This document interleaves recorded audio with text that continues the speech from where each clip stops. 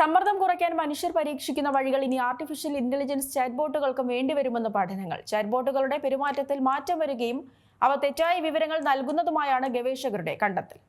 സമ്മർദ്ദം കുറയ്ക്കാൻ മനുഷ്യർ പരീക്ഷിക്കുന്ന വഴികൾ ഇനി AI ചാറ്റ്ബോട്ടുകൾക്കും വേണ്ടിവരുമെന്നാണ് പഠനങ്ങൾ പറയുന്നത്. വൈകാരികമായി തളർത്തുന്ന കാര്യങ്ങൾ ചോദിക്കുമ്പോൾ OpenAIയുടെ ChatGPT പരിഭ്രാന്തിയും സമ്മർദ്ദവും പ്രകടിപ്പിക്കുന്നുണ്ടെന്നാണ് റിപ്പോർട്ടുകൾ. ഇത്തരം ഘട്ടങ്ങളിൽ ചാറ്റ്ബോട്ടുകളുടെ പെരുമാറ്റത്തിൽ മാറ്റം വരുന്നതായും അവ തെറ്റായ വിവരങ്ങൾ നൽകുന്നുവെന്നുമാണ് കണ്ടെത്തൽ. പ്രകൃതിക്ഷോഭങ്ങൾ, വാഹനാപകടങ്ങൾ തുടങ്ങിയ ദാരുണമായ സംഭവങ്ങൾ ChatGPTക്ക് നൽകിയപ്പോൾ അതിന്റെ ആശങ്ക വർദ്ധിച്ചു. എന്നാൽ ശ്വസന വ്യായാമങ്ങളും മെഡിറ്റേഷൻ രീതികളും പ്രോംപ്റ്റായി നൽകിയപ്പോൾ ചാറ്റ്ബോട്ട് ശാന്തമാകുകയും കാര്യങ്ങൾ വസ്തുനിഷ്ഠമായി വിശകലനം ചെയ്തുവെന്നും പഠനത്തിൽ പറയുന്നുണ്ട്. മാനസികാരോഗ്യ പ്രശ്നങ്ങൾക്ക് പലരും ഇന്ന് ചാറ്റ്ബോട്ടുകളുടെ സഹായം തേടുന്നുണ്ട്. എന്നാൽ ഒരു പ്രൊഫഷണൽ ഡോക്ടർക്ക് പകരക്കാരനാകാൻ AIക്ക് കഴിയില്ലെന്ന മുന്നറിയിപ്പും പഠനം നൽകുന്നു. സ്ട്രെസ്സിലായിരിക്കുന്ന ഒരു ഉപയോക്താവിനോട് AI മോഡൽ അശാസ്ത്രീയമായ രീതിയിൽ പ്രതികരിച്ചാൽ അത് അപകടകരമായ ഫലങ്ങൾ ഉണ്ടാക്കാം. മനുഷ്യരെ പോലെ തന്നെ കാലം കഴിയുമ്പോൾ AI ചാറ്റ്ബോട്ടുകളുടെ ചിന്താശേഷിയും കുറയുന്നതായി മറ്റൊരു പഠനം നേരത്തെ കണ്ടെത്തിയിരുന്നു. അൽഷിമേഴ്സ് രോഗത്തിന്റെ വകഭേദമായ പോസ്റ്റീരിയർ കോർട്ടിക്കൽ അട്രോഫി ബാധിച്ച രോഗികളുടേതിന് സമാനമായ ലക്ഷണങ്ങളാണ് AI ടൂളുകളും പ്രകടിപ്പിക്കുന്നത്.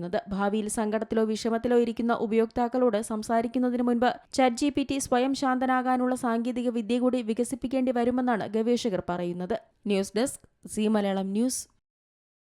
ഏറ്റവും പുതിയ വാർത്തകളും വിശേഷങ്ങളും വിരൽത്തുമ്പിലറിയാൻ സി മലയാളം ന്യൂസ് എല്ലാ ഡിജിറ്റൽ പ്ലാറ്റ്ഫോമുകളിലും ലഭ്യം.